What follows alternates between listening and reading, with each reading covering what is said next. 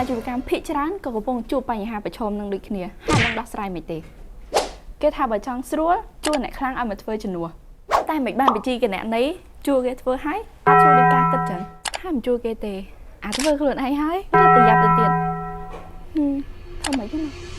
nhưng miên cùng đợt mùi lực hù sai sửa đó và hãy chỉ ai chùi bàn để sai nhom thọp khơi còn rất sai chùi mong mà cha chịu cam chán mình tèn chấn còn ai nồng miên nồng nó sai chùi bộ môn đỏ kia chấn từ chụp còn mình nhom đỏ kia thế nhưng mà đang còn nè từ đâu còn mình nhom đỏ kia mong đỏ kia. A few moments later.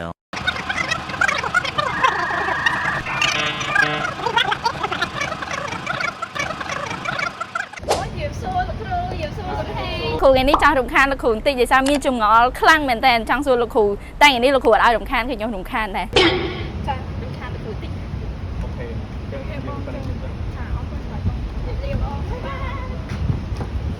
Cha con lục hù xem ca trên này về liền ngày ninh chân để xa tàu miên bông mồm cha chịu cam trai mình đây là còn miên chừng ngò từ lơ ca điệp trong cái này nấy lục hù hay nhung ba điệp riêng chừng ngò bảo quản năng chịu buôn sùn nùa đại trong chừng miệp xua lục hù nơi ngày ní đại ti muối con xua tha hạt ấy ban mà cha chịu cam không niêm con thì mà cha chịu cam con trơ che chừng nín cái này này hai bữa con che chừng nín nắng ta ai papua chịu cam con bạn mình khả đây lục hù bà ở con pon đại ban ở xua sum nùn ní chẳng sum nùn ní lo mà tên hai đêm cha chịu cam trơ che chừng nín cái này đâyสำหรับcha chịu camบางคนเอาเนี่ยยังได้รอซีมันทายยังเชียร์มาชาชีพกรรมขนาดทมขนาดมาชุ่มหรือขนาดโตอย่างคือเชียร์พอได้การรอซีประกอบนั่นคือตรการกอดบัญชีได้กอดบัญชีนู้มันเติมแต่กอดบัญชีจำนวนให้จำนายธรรมดาเต้การกอดบัญชีแบบยังขนมเนียมเชียร์มาชาชีพกรรมยังเชียร์สะขึ้นยังจังเอาเมียนเพียบจังหวะรอทางการดังน้องผูกลงจัดแจงให้ชีพกรรมบ่ยังบัญชีขณะในบ่ยังคือเวทรการเมียนแลกขณะปิงเล่งบัญชีบ่ยังคือเมียนตังปีบัญชีจำนวนบัญชีจำนายตรวจภายในหม่อมนอเซ็งบางคนต่างគ្នាรอซีธรรมดาบางคนจังឲ្យអាជីវកម្មបងប្អូនទាំងអស់គ្នាទទួលបានប្រាក់ចំណេញមែនអត់បាទអញ្ចឹងបើសិនជាចង់ឲ្យអាជីវកម្មមានការរកប្រាក់ចំណេញបានតតែចំណូលធំជាងចំណាយឯកភាពអត់បងប្អូនតើធ្វើម៉េចដើម្បីឲ្យយើងដឹងច្បាស់ថាចំណូលយើងពិតណាស់គឺធំជាងចំណាយអញ្ចឹងយើងត្រូវមានការកត់បញ្ជីចំណូលចំណាយត្រឹមត្រូវដើម្បីយើងអាចដឹងថាអូខេចំណូលរបស់យើងតើវាស័ក្តិសមនៅក្នុងការជួយយើងឲ្យសម្រេចផែនការចំណេញនៅតាមឆ្នាំក៏ដូចជាខែនីមួយៗហើយនៅជាទូទៅជាបទពិសោធន៍របស់បងម្ចាស់អាជីវកម្មដែលគាត់អត់បានកត់ត្រាបញ្ជីចំណូលចំណាយច្បាស់លាស់ទេគាត់រកស៊ីយូរឃើញទៅរវល់ខ្លាំងលក់ដាច់ខ្លាំងប៉ុន្តែជាក់ស្ដែងអត់ដឹងថាចំណេញជាក់ស្ដែងប្រមាណទេពេលខ្លះសឹងថាអត់ចំណេញទៀតរវល់បាទលក់ដាច់ច្រើនណាមានប្រតិបត្តិការអាជីវកម្មច្រើនប៉ុន្តែជាក់ស្ដែងសួរចំណេញបានពិតប្រាកដអត់ដឹងដោយសារតែចំណូលហើយនឹងចំណាយអត់ច្បាស់ចំណាយវាមានច្រើនប្រភេទវាមានចំណាយប្រតិបត្តិការមានចំណាយពាក់ព័ន្ធទៅនឹងការបង់ពន្ធចំណាយការធ្វើសកម្មភាពផ្សេងហើយពេលខ្លះទ្រព្យហើយនឹងចំណាយបែងចែកគ្នាអត់ដាច់បែងចែកគ្នាអត់ច្បាស់របស់ខ្លះយើងទិញជាការវិនិយោគជាទ្រព្យរបស់យើងឯងប៉ុន្តែគាត់កត់ត្រាជាចំណាយហើយជួនកាលឧទាហរណ៍ទិញម៉ាស៊ីនមួយ$100,000ឬទិញឡានមួយសម្រាប់ដាក់ប្រើប្រាស់នៅកន្លែងអាជីវកម្ម$100,000ហើយអាហ្នឹងវាមិនមែនប្រើមួយថ្ងៃខូចប្រើមួយខែខូចទេវាប្រើបានដល់រយៈពេលយូរឆ្នាំរាប់ឆ្នាំអញ្ចឹងអត់បានចាប់អារម្មណ៍អំពីរបៀប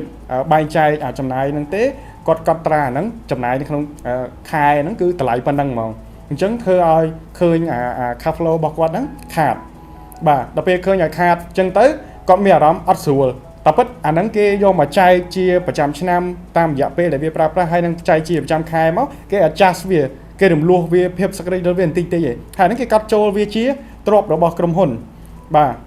ជាទ្រព្យដែលយើងបានវិនិយោគចូលមកដើម្បីជួយដល់ប្រតិបត្តិការអាជីវកម្មរបស់យើងឲ្យមានដំណើរការកើនឡើងម្ចាស់អាជីវកម្មត្រូវកត់ត្រាបញ្ជីនេះឲ្យបានច្បាស់លាស់ដើម្បីដឹងថាតើលំហូរសាច់ប្រាក់របស់យើ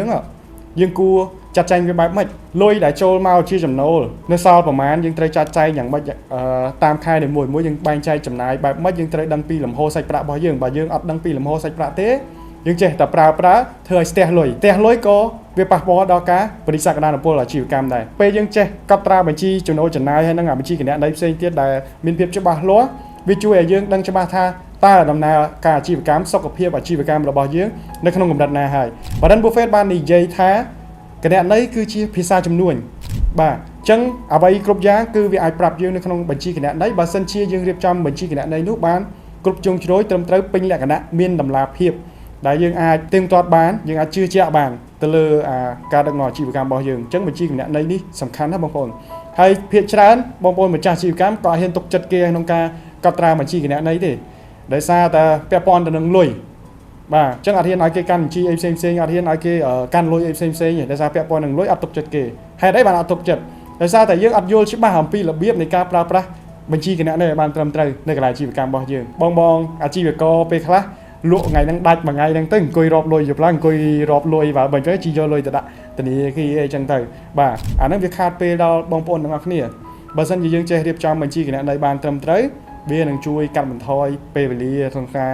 រវល់ជាមួយហ្នឹងប៉ុន្តែយើងមានវិធីសាស្ត្រដែលមានភាពងាយស្រួលហើយវាពេញលេញគ្រប់លក្ខណៈមានប្រសិទ្ធភាពជាងនេះអញ្ចឹងបងប្អូនទាំងអស់គ្នាដែលជាម្ចាស់អាជីវកម្មចាំបាច់ណាស់គឺត្រូវចេះបញ្ជីគណនេយ្យហើយសម្បីតែយើងចង់រកស៊ីចូលហ៊ុនគ្នាយើងចង់ខ្ចីដើមទុនពីធនាគារអីមកបន្ថែមក៏គេសិក្សាមើលលើនឹងដែរបើយើងអត់មានបញ្ជីគណនេយ្យត្រឹមត្រូវទេវាហានិភ័យក្នុងការដែលគេចូលរួមជាមួយយើងទាំងមិនថាខាងធនាគារមិនថាខាងដៃគូដែលគេចង់វិនិយោគមួយយើងទេព្រោះយើងអត់មានបញ្ជីអីច្បាស់លាស់ទ្រព្យនៅក្នុងដៃយើងមានប្រហែលក្រុមហ៊ុនឬក៏កន្លែងអាជីវកម្មរកស៊ីតាំងពីដើមមកដល់ឥឡូវហ្នឹងមានអីខ្លះអត់ដឹងបាទដឹងដែរប៉ុន្តែអត់ច្បាស់បាទអាហ្នឹងក៏ជាផលលំបាកមួយផលប៉ះពាល់មួយដល់ការពង្រីកសក្តានុពលអាជីវកម្មដែរហើយបើសិនជាម្ចាស់អាជីវកម្មអត់ចេះរៀបចំអាហ្នឹងឬក៏មានគេមករៀបចំឲ្យដែរជួលមន្ត្រីគណនេយ្យមកដែរប៉ុន្តែអត់ចេះរៀបចំអត់ចេះមើលពីភាពត្រឹមត្រូវអត់ចេះត្រួតពិនិត្យក៏មានផលលំបាកដែរទោះបីជាមានអ្នកជំនាញនៅជាមួយដែរពួកគេធ្វើខុសត្រូវអត់ដឹងផងហ្នឹងបាទអាហ្នឹងក៏ជាចំណុចសំខាន់ដែរសិតតែប៉ះពាល់បាទជាចំណុចប៉ះពាល់បាទព្រោះវាពាក់ព័ន្ធទៅនឹងលំហូរសាច់ប្រាក់ធម្មតាទេតែធ្វើអាជីវកម្មប្រកាសជាមានការដោះដូរវាមានចរន្តចេញចូលទៅលើសាច់ប្រាក់ក៏ដូចជាទ្រព្យបំណុលផ្សេងអាណាលុយគេជពាក់យើងអាណាលុយយើងជពាក់គេក៏តែច្បាស់ពេលណាគេសងលុយហ្នឹងពេលណាបានអីបានអញ្ចឹងយើងត្រូវច្បាស់លាស់ stock យ៉ាងម៉េចរៀបចំយ៉ាងម៉េច stock សល់ប្រហែលពេលណាគួរដាក់ stock ថែមពេលណាខែដែលត្រូវថែម stock នឹងខែដែលលក់ដាច់ខ្លាំងខែដែលមិនសូវលក់ដាច់រៀបចំយ៉ាងម៉េចអាហ្នឹងគឺគណនេយ្យបញ្ជីគណនេយ្យនឹងជួយប្រាប់បងប្អូនទាំងអស់គ្នាអញ្ចឹងសំខាន់ណាស់បងប្អូនអូខេលោកគ្រូចឹងចង់បន្តពីការបកស្រាយរបស់លោកគ្រូដែរតែម្ចាស់អាជីវកម្មចាំបាច់ត្រូវចេះជំនាញរៀបចំបញ្ជីគណនេយ្យឲ្យច្បាស់លាស់ប៉ុន្តែចង់សួរលោកគ្រូបន្តទៀតថាបើសិនជាគាត់ចេះរៀបចំបញ្ជីគណនេយ្យនឹងហើយគាត់ត្រូវកាន់លុយខ្លួនឯងគាត់ត្រូវរៀបចំអានឹងខ្លួនឯងក្នុងនាមគាត់ជាម្ចាស់អាជីវកម្មឬធ្វើបែបណាដែរលោកគ្រូបាទអរគុណបងសំណួរនេះក៏កាន់តែល្អដែរដែលផ្សារភ្ជាប់ជាមួយនឹងសំណួរទី1អញ្ចឹងក្នុងនាមជាម្ចាស់អាជីវកម្មដំណាក់កាលទី1ប្រសិនបើបងប្អូនមិនទាន់ចង់វិនិយោគទៅលើការជួលបុគ្គលិកមកកាន់បញ្ជីទេបងប្អូនអាចចេះខ្លួនឯងរៀបចំខ្លួនឯងឲ្យស្អាតហើយ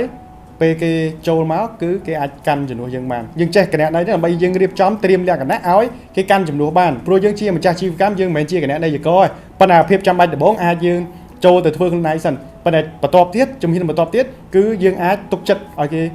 កាន់បញ្ជីជំនួសយើងបានបាទអាហ្នឹងក៏សំខាន់ដែរហើយការដែលឲ្យគេកាន់បញ្ជីឲ្យនេះបាននោះណាតើយើងចេះដូចបញ្ជាក់មិនអញ្ចឹងតើយើងចេះច្បាស់ទើបអាចត្រួតពិនិត្យតាមដានដឹងថាបញ្ជីកត់ត្រានោះខុសត្រូវហើយរឿងសំខាន់មួយទៀតបញ្ជីគណនេយ្យនេះវាពាក់ព័ន្ធទៅនឹងការបង់ពន្ធដែរសម្រាប់បងប្អូនដែលគាត់បានចុះបញ្ជីរួចរាល់អញ្ចឹងតើការចុះបញ្ជីរួចរាល់គឺមានកាតព្វកិច្ចពន្ធណាអញ្ចឹងបើសិនជាក្នុងនាមជាម្ចាស់អាជីវកម្មអត់បានចេះច្បាស់ទី1ផ្សារភ្ជាប់ជាមួយនឹងអ្នកនៃពន្ធដារហ្នឹងហើយអត់ចេះត្រួតពិនិត្យទេនៅពេលណាដែលរៀបចំប្រព័ន្ធការចំណាយដែលបុគ្គលិកខាងគណនេយ្យមន្ត្រីគណនេយ្យរបស់យើងបានរៀបចំជូនយើងអត់បានដឹងច្បាស់ទេគាត់រៀបចំមិនច្បាស់ថាបានបង់ពន្ធឬអត់ទី1បានបង់ពន្ធឲ្យគ្រប់កាតព្វកិច្ចឬអត់ទី2បង់ដែរប៉ុន្តែបង់ត្រូវរបៀបអត់នេះអាហ្នឹងក៏ហានិភ័យដែរអញ្ចឹងបងប្អូនសម័យមើលថាបើសិនជាបងប្អូនរកស៊ីយូរហើយចំណូលច្រើនហើយបើសិនជាឆក់ល្វែងឲ្យមានចន្លោះប្រហោងណាមួយអំពីអាការបំពេញកាតព្វកិច្ចពន្ធដារអញ្ចឹងគេចុះមកត្រួតពិនិត្យម្ដងមានកិច្ចការងារច្រើនដែលបងប្អូនត្រូវរវល់ត្រូវដោះស្រាយហើយវាជាហានិភ័យដល់កន្លែងអាជីវកម្មរបស់បងប្អូនទាំងអស់គ្នាដែរអញ្ចឹងវាផ្សារភ្ជាប់គ្នាដែរបាទចាអរគុណលោកគ្រូអញ្ចឹងឃើញថាពិសេសមែនតើដែលម្ចាស់អាជីវកម្មក៏ត្រូវមានចាំបាច់ត្រូវចេះជំនាញគណនេយ្យប៉ុន្តែធ្លាប់ឮបងម្ចាស់អាជីវកម្មលើកឡើងថាជំនាញគណនេយ្យហ្នឹងស្មុគស្មាញពិបាករៀនតបកែគណិតឬក៏នៅសាកលខ្លះគេរៀនរហូតដល់4ឆ្នាំនៅតែអត់ទាន់ច្បាស់អំពីរបៀបនៅក្នុងការរៀបបញ្ជីគណនេយ្យតើហេតុអីបានដូចលោកគ្រូនៅ CO Master Club ស្រាប់អញ្ចឹងចង់ដឹងអំពីថាតើ CO Master Club មានវិធីសាស្ត្រអីមានក្បួនអីដែលអាចបរៀនបងម្ចាស់អាជីវកម្ម4ថ្ងៃហើយធានាទៀត4ថ្ងៃគឺចេះរៀបចំបញ្ជីគណនេយ្យ ចឹងចង់ឲ្យលោកគ្រូបង្ហាញចំណុចហ្នឹងដែរចា៎ បាទអរគុណបងសម្រាប់គណៈនៃនេះដែរសូមបញ្ជាក់ជូនគណៈនៃដែលខ្ញុំលើកឡើងនេះគឺជំនាញគណៈនៃសម្រាប់ម្ចាស់អាជីវកម្មអញ្ចឹងវាមានភាពខុសប្លែកគ្នាដោយសារតែនិស្សិតដែលគាត់រៀននៅមហាវិទ្យាល័យ4ឆ្នាំភាគច្រើននិយាយទៅកាន់អ្នកភាគច្រើនគាត់ជានិស្សិតដែលមិនទាន់មានបទពិសោធន៍ក្នុងនាមជាម្ចាស់អាជីវកម្មនៅឡើយទេអញ្ចឹងគាត់រៀនហ្នឹងគឺគាត់រៀនចំណេះដឹងមុននឹងចោះទៅធ្វើហើយបងប្អូនខ្លះទៀតគាត់រៀនទៅគាត់ចាប់ផ្ដើមធ្វើជាគណៈន័យករបដាប៉ុន្តែគាត់មិនមែនជាម្ចាស់អាជីវកម្មទេប៉ុន្តែបងប្អូនទាំងអស់គ្នាដែលជាម្ចាស់អាជីវកម្មគឺបងប្អូនទាំងអស់គ្នាមានបទពិសោធន៍ច្រើនណាស់ទៅលើការកត់ត្រាបញ្ជីអីផ្សេងហើយបងប្អូនដឹងអំពីប្រតិបត្តិការអាជីវកម្មខ្លួនឯងច្បាស់បានច្រើនណាស់អញ្ចឹងយើងរៀននេះរៀនមិនមែនរៀន4ឆ្នាំសម្រាប់យើងធ្វើជាគណៈន័យករទេប៉ុន្តែយើងរៀន4ឆ្នាំក្នុងនាមជាម្ចាស់អាជីវកម្មដែលត្រូវចេះជំនាញគណនេយ្យចេះមើលបញ្ជីចេះមើលឯកសារដែលថាគេកត់ត្រានឹងត្រឹមត្រូវឬអត់ចេះមើលអំពីលំហូរសាច់ប្រាក់របស់យើងលុយចេញលុយចូលរបស់យើងទ្រព្យសម្បត្តិរបស់យើងបំណុលដែលគេជពាក់យើងជពាក់គេច្បាស់លាស់យើងស្គាល់ពីស្ថានភាពសុខភាពអាជីវកម្មរបស់យើងបានច្បាស់លាស់អញ្ចឹងការរៀន4ថ្ងៃដែលបងបានលើកឡើងពី CEO Master Club នេះរៀន4ថ្ងៃនេះគឺយើងរៀនសម្រាប់ម្ចាស់អាជីវកម្មដោយមិនចាំបាច់តតែគាត់នឹងចេះគណិតអីខ្លាំងច្រើនចេះតែបូកដកគុណចែកគឺគាត់អាចរៀនបានដែរហើយរៀននៅកន្លែងហ្នឹងគឺរៀនបែបសបាយបាទរៀនបែបសបាយហើយអាចយកទៅអនុវត្តប្រើប្រាស់បានយើងរៀនកន្លែង key សំខាន់ហើយនៅក្នុងនេះដែរសម្រាប់ការបង្វឹកនេះគឺបង្វឹកផ្ទាល់ដោយលោកគ្រូអមសេងបដានិងលោកគ្រូម្នាក់ទៀតដែលជាអ្នកជំនាញទៅលើការរៀបចំប្រព័ន្ធគណនេយ្យអញ្ចឹងយើងជ្រើសរើសវិធីសាស្ត្រដោយសារតែលោកគ្រូបដាមានបទពិសោធន៍ច្រើនឆ្នាំហើយលោកគ្រូបាន design កម្មវិធីប្រដបដានេះគឺសម្រាប់ម្ចាស់អាជីវកម្មតែម្ដងបំលែងធ្វើម៉េចឲ្យមានភាពងាយស្រួលព្រោះលោកគ្រូបានឆ្លងកាត់បទពិសោធន៍ audit ទៀតជាអ្នក audit ជាអ្នកជំនាញ audit យូរឆ្នាំដែរបាទអញ្ចឹងលោកគ្រូដឹងថាកន្លែងណាជាកន្លែងដែល key សំខាន់ដែលអាជីវកម្មមួយត្រូវមើលត្រូវដឹងសុខទុក្ខអញ្ចឹងគេមើលតែកន្លែងសំខាន់ទេពេលដែលមើលសំខាន់ error ទៅបានគេចូលទៅមើលការងារបន្តអញ្ចឹងរៀនក្នុងនាមម្ចាស់អាជីវកម្មគឺរៀនបែបហ្នឹងបាទអញ្ចឹងលោកគ្រូបានប្រមូលផ្ដុំបទពិសោធន៍ហើយ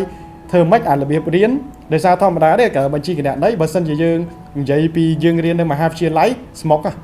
គិតលេខចុះគិតលេខឡើងប្រតិកលាអញ្ចេះចុះប៉ុន្តែរៀននៅទីនេះរៀនបែបខ្លឹមយកចំណុចសំខាន់មកបង្រៀនហើយមានវិធីសាស្ត្របង្រៀនរៀនឲ្យសប្បាយ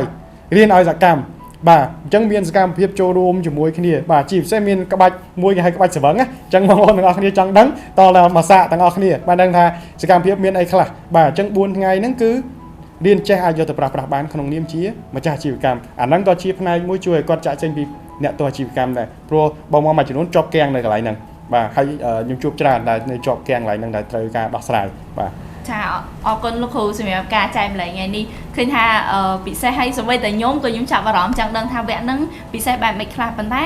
សម្រាប់បងដែលគាត់អត់ទាន់បានធ្លាប់មកសាកល្បងចូលកម្មវិធីបង្វឹកនៅ CEO Master Club អាចនឹងគាត់អត់ទាន់មានទំនុកចិត្តនៅក្នុងការចូលរួមអញ្ចឹងចង់ឲ្យលោកគ្រូបានបង្ហាញបន្ថែមឬក៏មានបងម្ចាស់អាជីវកម្មកន្លងមកគាត់ធ្លាប់ចូលរួមបែបណាគាត់រីកចម្រើនបែបណាចង់ឲ្យលោកគ្រូបង្ហាញជូនបងដែលគាត់អត់ធ្លាប់បានមកចូលរួមនៅ CEO Master Club ដែរបាទអរគុណបងសម្រាប់ CEO Master Club ជាទូទៅកម្មវិធីបណ្ដុះបណ្ដាលគឺយើងជឿជាក់ទៅលើកម្មវិធីបណ្ដុះបណ្ដាលនេះដោយសារតែកន្លងមកយើងបានជួយមនុស្សច្រើនណាស់សម្រាប់កម្មវិធីបណ្ដុះបណ្ដាលមិនថាវគ្គគណនេយ្យក្តីវគ្គផ្សេងក្តីអញ្ចឹងរាល់កម្មវិធីបណ្ដុះបណ្ដាលរបស់ CEO Master Club គឺយើងមានការធានាជូនបើសិនជារៀនឲ្យអត់ពេញចិត្តយើងសងលុយវិញ 100% តែម្ដងបាទដោយសារតែយើងជឿជាក់ដោយសារយើងកន្លងមកយើងមិនទៅចាប់ផ្ដើមទេយើង15ឆ្នាំហើយយើងបង្វឹកម្ចាស់អាជីវកម្មរាប់ម៉ឺននាក់ហើយជំនាញគណនេយ្យនេះដែរក៏យើងបង្វឹកបានច្រើនដែរដែល feedback ម្ចាស់អាជីវកម្មដែលគាត់ធ្លាប់រៀនមហាវិទ្យាល័យទៅលើជំនាញគណនេយ្យក៏គាត់ surprise ដែរថាមិននឹកស្មានថាគាត់អាចចេះជំនាញគណនេយ្យទេព្រោះគាត់រៀននៅសាលារបស់គាត់នៅមហាវិទ្យាល័យរៀន4ឆ្នាំអត់ចេះប៉ុន្តែមករៀននៅទីនេះ4ថ្ងៃក្នុងនាមគាត់ជាម្ចាស់អាជីវកម្មគាត់ចេះ